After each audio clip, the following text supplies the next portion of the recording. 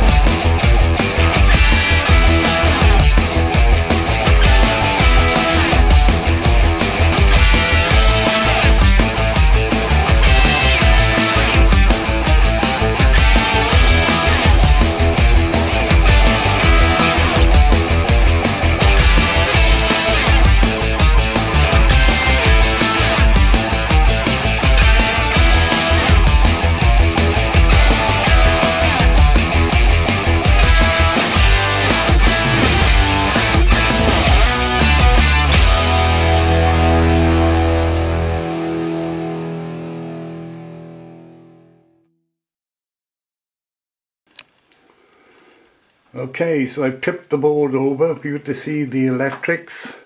It's quite busy on this layout because I got 4 points on this board, and it took a bit of wiring. So I'll just show you across the board all my wiring. It's not too bad. I mean, some of it is temporary wiring because I might change some of it to block detection. Not sure as yet. I'll explain what all the bits do further in the video. But I did have a problem. A couple of weeks I've been looking at it and I thought, oh, couldn't get it going. The points were changing when they should have. They weren't going the right way. I was having shorts and all sorts of problems. I dismantled a lot of the wiring and eventually I found the problem. I had 2 frogs on 2 of the points connected to the wrong motors, and that was causing the problem. It took me ages to find it, but eventually I sorted it out and now things seem to be working okay. So we'll turn the board over now and have a look at the layout board itself. Okay, this is the track. It's code 75, everything's code 75. I've got a mixture of old track and new concrete sleeper track. The points are electrofrog points. I've got 4 on this board, which creates a crossover. As you can see, it's not too bad. I've got it laid on cork. I've always used cork. Okay, let's have a look at the actual bit of testing that I do. Okay, this is point number 17. As you can see, it's isolated from all the other tracks and it has its own power supply. I can't show you how I actually wire it up as yet because Mike's away. It's a bit difficult. But we'll test the points and see if they throw properly and go from there. Okay, I hope you can see it changing. So that's in the closed position, that's in the thrown position. Okay, we move on to the next one now, number 18. Okay, that's number 18. So we'll just program that one in. So again, thrown and closed. I won't show the other 2, but they are definitely working. Okay, I'm changing the points at the moment with the Digitrax DCS 52. I mean, not only can you actually power the locomotives, but you can change the points or switches, whatever you want to call them. So all you do really is put in S for switch, put the number of the point. This time we'll pick number 17, and then down the bottom down here you've got closed and you've got thrown. So you just press the closed or the thrown button. Okay, so what we're going to do now is test the locomotive on the tracks. So we'll start it up. No, he says it won't start up yet. I got to do, there we are. This is 2132, which I showed hitting the decoder in a couple of weeks ago.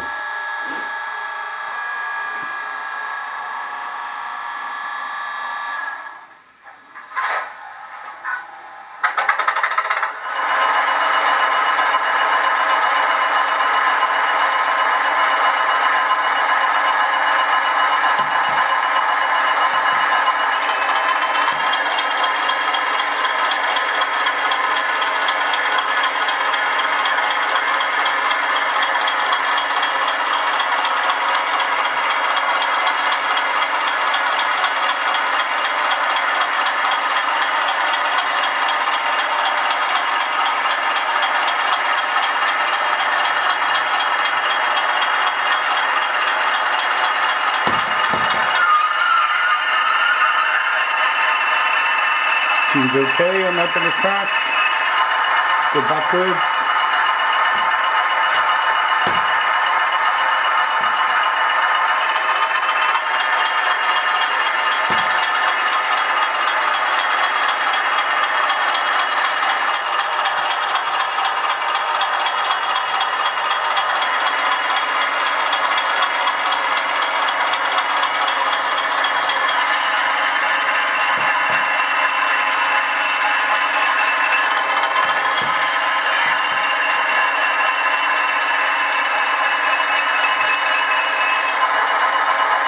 Okay, we now test it across the crossover.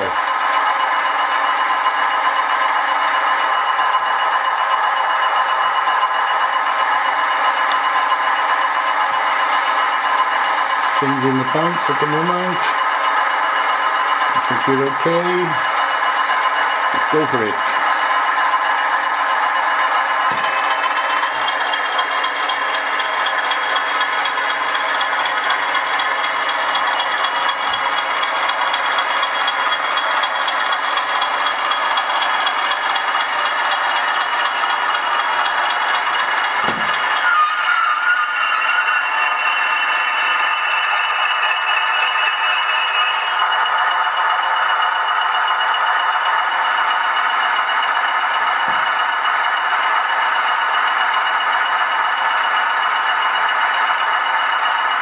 Let's do a bit of track now, check the points.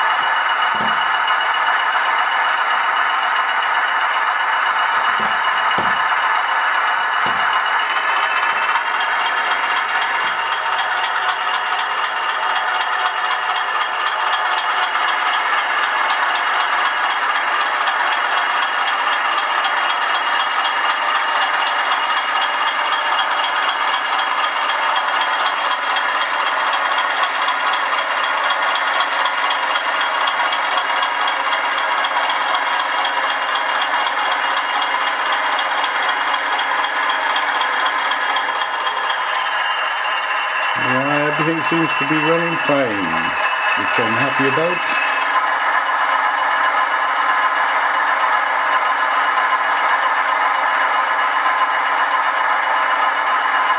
I'll shut the Loco down now.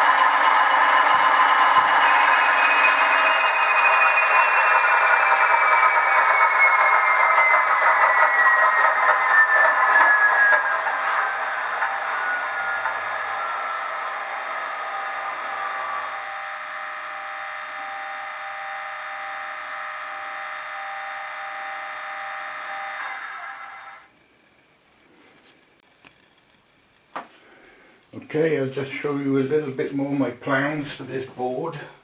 I have to walk around, I've got so much stuff in here.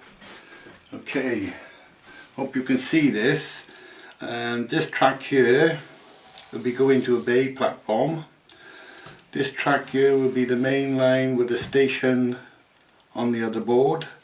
This will be another through main line with a station, possibly a disused station, not sure yet.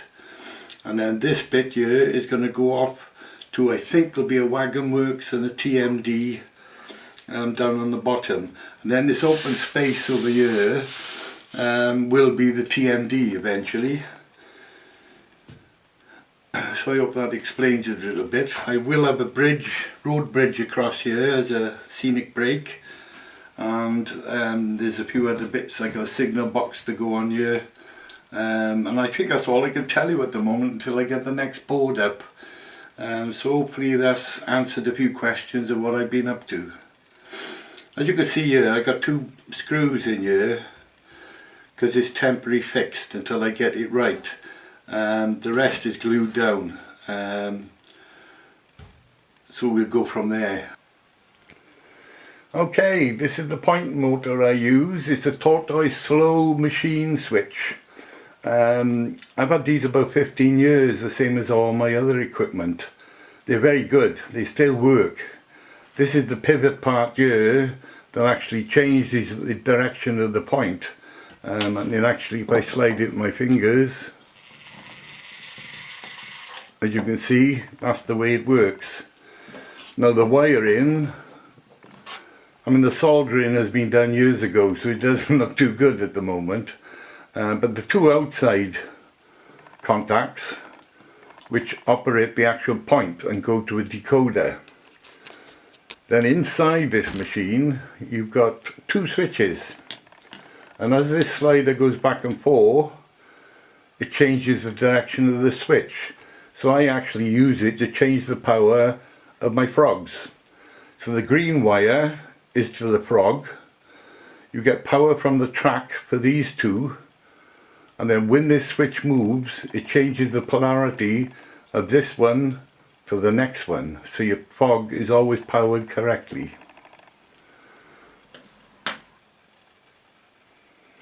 Okay, this is the point decoders I use. They're Digitrax and they're called DS64. You can power 4 point motors from them, or if you double up you can do more. You could put 2 point motors into one socket. So the actual point motors go in here and they're numbered, and then the power, this power here, goes to the track.